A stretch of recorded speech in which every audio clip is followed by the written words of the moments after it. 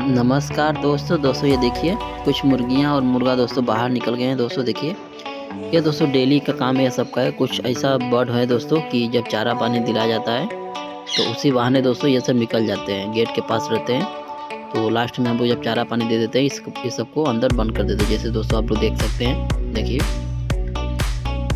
दोस्तों ये देखिए जो है मुर्गियाँ देसी मुर्गी कहलाती है। तो ये सबको बाहर बहुत पसंद है घूमना। तो अगर हमारे पास स्पेस रहता तो ये सबको बाहर भी निकालते। अब कुछ ज़्यादा क्वांटिटी की वजह से हम लोग बाहर नहीं निकालते हैं, और स्पेस भी दोस्तों कम है। अगर आप लोग पास स्पेस है इस फ्री रेंज में कर सकते हैं।